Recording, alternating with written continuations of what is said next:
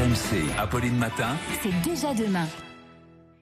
Il est 6h56, c'est déjà demain avec vous Anthony Morel. Depuis le début de la crise sanitaire, de nombreux Français fuient les transports en commun. Vélos électriques, trottinettes, scooters sont en plein boom. Ouais. Mais vous nous dites qu'en matière de véhicules urbains, on n'a encore rien vu. Ah mais non, mais ça va être le cirque les rues. Je vous le dis tout de suite. Hein, si vous en avez déjà marre, un peu le cirque, si je peux les monoroues, les trottinettes, les machins. Non, mais vous allez voir des concepts complètement incroyables arriver dans les mois et les années qui viennent. Tiens, par exemple, le vélo-voiture, alors un mélange assez étonnant entre un vélo et une automobile. Vélo mobile plutôt que vélo-voiture d'ailleurs. Ça a été présenté par Canyon, qui est un fabricant de vélos. Alors c'est très étonnant. Donc en gros, c'est une toute petite voiture électrique.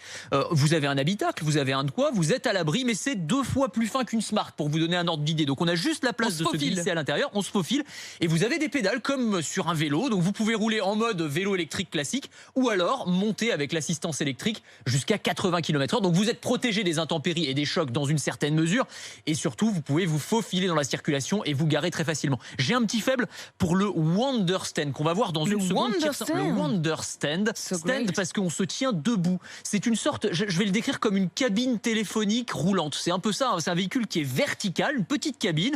Donc vous êtes debout à l'intérieur ou en position semi-assise et vous circulez. Alors il y a un petit joystick comme dans un jeu vidéo pour se déplacer et vous avez un grand pare-brise devant vous avec de la réalité augmentée. C'est-à-dire qu'on va afficher un certain nombre d'informations, alors notamment pour les touristes sur, je sais pas moi, un monument que vous croisez. Pour être sûr de ne pas voir la route, quoi. Pour être sûr de ne pas avoir un accident. Non, mais le but c'est d'en faire des véhicules autonomes à terme, parce que ça va être ça la grande thématique. Mais voilà le genre de véhicule qu'on pourrait voir arriver dans nos centres-villes. Et moi maintenant je vous donne rendez-vous place de la Concorde, oui, place de l'Étoile. Place de l'Étoile. Ouais. Je dois dire que je l'avais pris en Solex quand j'avais 18 ans et ça a été une grande expérience. Mon arrivée sur la place de l'Étoile, c'est un miracle que vous soyez parmi nous. Ça apprend la vie, c'est bien. Ça apprend la vie, je vais vous dire, ça a été une expérience dont je me souviens encore. C'est sûr. Moi je l'ai jamais prise en voiture. Tiens, il y est sur la place de l'Étoile là, juste. Une fois que vous avez fait ça, vous pouvez tout faire, je vous le dis. Bientôt on pourra même transporter un véhicule électrique dans son sac à dos. Oui, bien sûr. Alors pour les fans de skateboard, je vous conseille le Walk Car qui vient du Japon, qui est, alors pour le coup, c'est un ordinateur portable à roulettes. Ça fait vraiment la taille et la forme d'un ordinateur portable, mais vous avez des petites roulettes comme sur sur une chaise de bureau. Et alors ça se conduit un petit peu comme un Segway, vous savez, vous vous penchez vers l'avant, vous vous penchez vers l'arrière. C'est très maniable apparemment. Bon, faut avoir quand même un certain sens de l'équilibre, on va le dire comme ça. Mais l'avantage, c'est évidemment que ça ne prend pas beaucoup de place. Vous pouvez glisser ça dans un sac à dos. Bon, il faut pas faire plus de 80 kilos normalement autour de ce plateau. Ah non, allez, objet suivant.